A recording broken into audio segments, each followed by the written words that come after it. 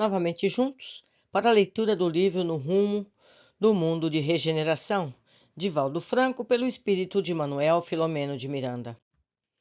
Continuando o capítulo 8, em pleno campo de batalha. Na leitura passada, Miranda e os mentores estavam atuando no hospital. Lembra? Vamos então continuar. Era uma estranha correria, na qual predominavam as interferências espirituais. Existiam também exceções, porém, em menor quantidade, em razão dos interesses humanos ali em jogo ou em alternativa de saúde e doença. O hospital, graças à sua finalidade, mantinha um grupo de espíritos gentis que procuravam manter a ordem nos arredores, assim como na entrada. Havia umas catracas portadoras de capacidade para medir as vibrações dos desencarnados que se adentravam, isso no plano espiritual, assim evitando determinada ordem de espíritos malévolos que não conseguiam acompanhar as suas vítimas e eram expulsos pelos guardiões da casa de saúde. Eles eram espirituais, tudo isso que está tendo narrado é no plano espiritual.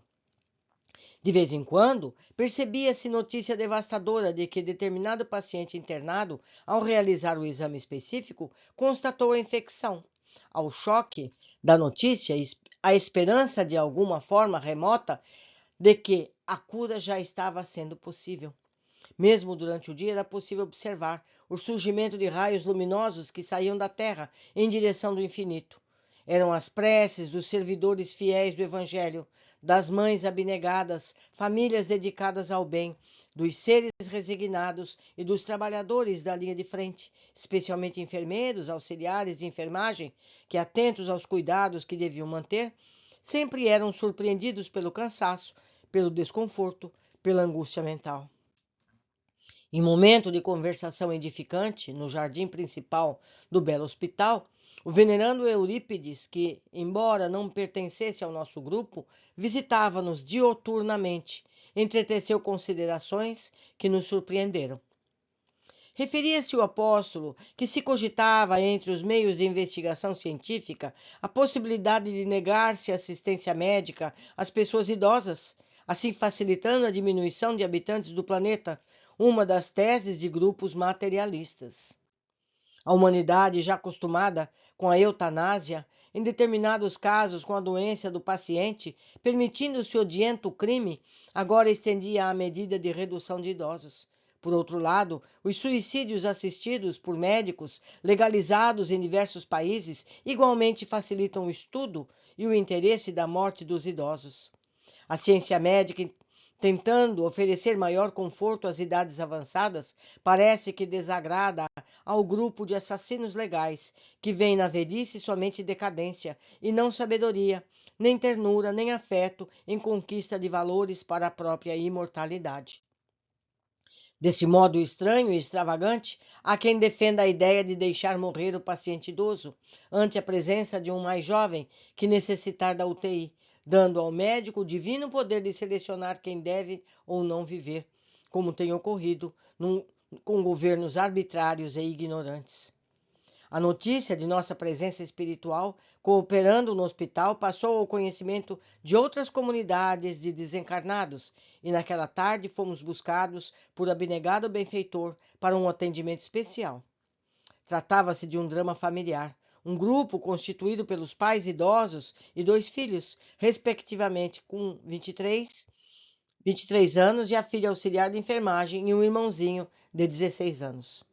A auxiliar de enfermagem conduziu ao lar o vírus, terrível, sendo ela assintomática. Contaminou o irmão e os pais. Primeiro os pais apareceram com sinais da doença, que foi confirmada. Internaram-se, logo depois o irmãozinho também. O pai estava com 62 anos e a mãe com 54. O senhor era portador de um distúrbio cardíaco, sofria muitas alterações na pressão arterial e não foi bem-sucedido no tratamento do Covid-19, sucumbindo por falta de aparelho para auxiliar na respiração. A esposa teve alta dias depois. Nem ela nem a filha puderam ver o desencarnado, ficando muito abatidas com a ocorrência da enfermidade e o sofrimento do enterro, praticamente em uma vala comum. Ainda não se haviam refeito do choque quando o irmãozinho começou a apresentar os terríveis sintomas que confirmavam a doença.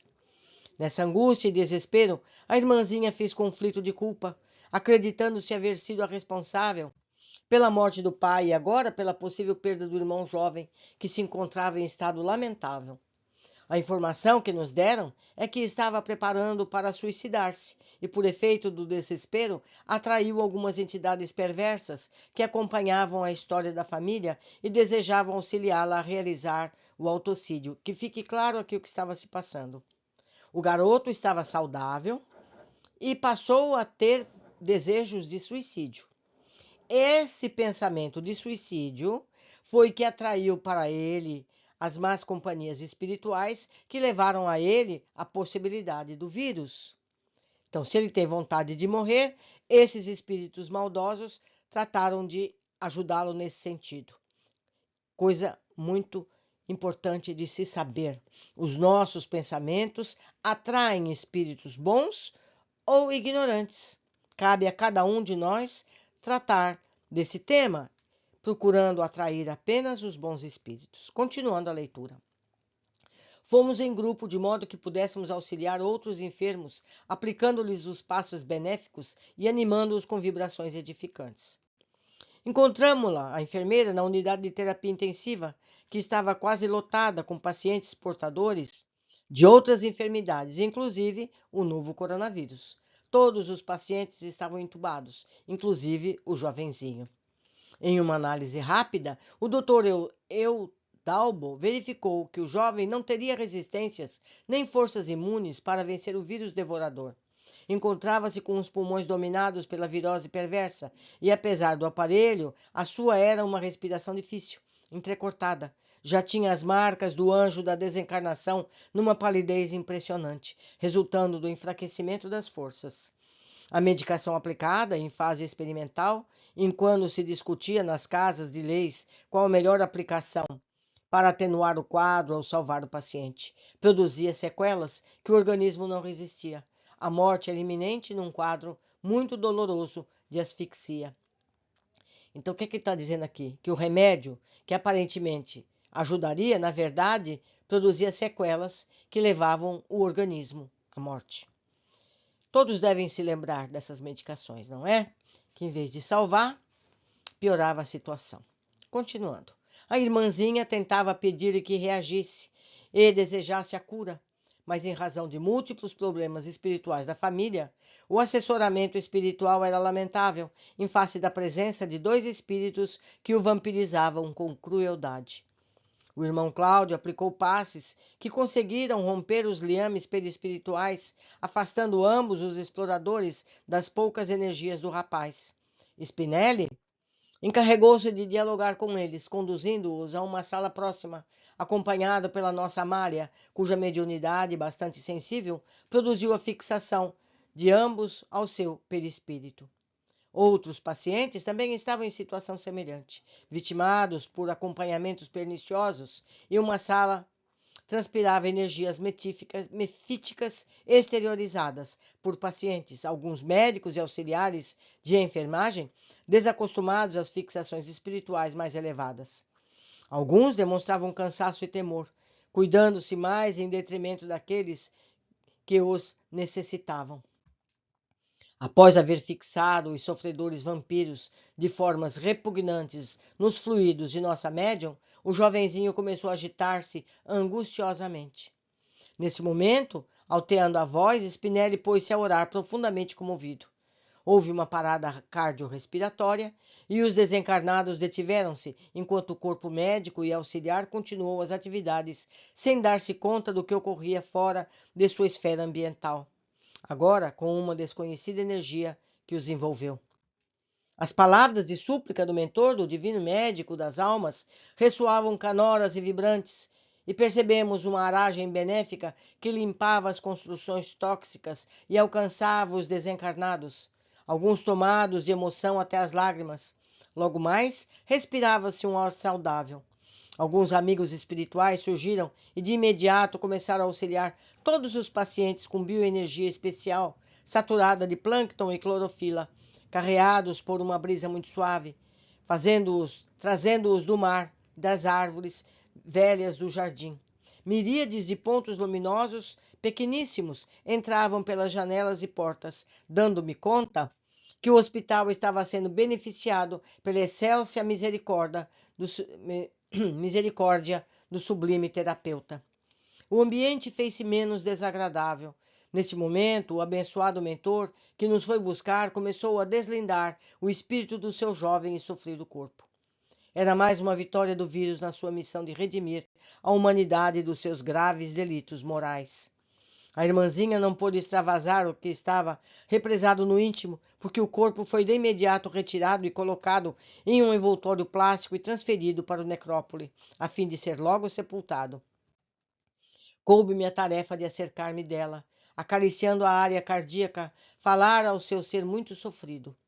Nesse momento, ela não estava em sintonia com o adversário espiritual, porque, percebendo a desencarnação do irmãozinho, envolveu-se numa linda oração da sua crença religiosa, de imediato atendida por uma jovem de elevados recursos morais. Com a permissão da benfeitora desencarnada, inspirei-lhe coragem e fé, animando-a a cuidar da mãezinha, agora mais sofrida e solitária. A lembrança da mãe levou-a a um pranto convulsivo de compaixão e ternura, que comoveu algumas colegas que a conduziram para fora da sala, onde poderia acalmar-se ante o que denominava como fatalidade. Alguns minutos transcorridos e o jovem recém-desencarnado era conduzido a um outro núcleo hospitalar, em nosso plano, no plano espiritual. O espírito responsável pelo hospital acercou-se para apresentar os seus sentimentos de afeto e gratidão à nossa equipe, no que foi gentilmente acolhido pelo Spinelli, sinceramente emocionado. Ele havia fundado o hospital enquanto na Terra, e após a desencarnação foi convidado a continuar administrando-o com esmero. Não havia sido religioso, mas era um crente fervoroso em Deus, e quando pensou na casa hospitalar, um pouco mais de 40 anos passados, melhor compreendeu os desígnios divinos e a finalidade essencial da existência, que é a prática do bem. Havia sido eminente mestre na faculdade de medicina, na qual ensinava fisiologia e cirurgia, demonstrando como a maquinária orgânica não se explica a si mesma. Sempre que tentava uma laparotomia, deslumbrava-se com a ordem dos elementos que se transformava em vida, pensamento e ação. Em consequência da sua existência médica missionária, conseguia muitos amigos que ora se encontravam cooperando no mais além com a casa de saúde. Ficamos de atender ainda naquele dia mesmo, pelo amanhecer do próximo, a jovem auxiliar de enfermagem, libertando-a das tenazes que a empurravam para o suicídio. Observei que aquele anoitecer estava algo nebuloso, de tal forma denso que transnudava a névoa, esparzindo odor tóxico de carne em putrefação, que a brisa lenta tentava diluir. Com o pensamento voltado para as viciações, impregnava o ambiente com o odor das vísceras orgânicas em decomposição.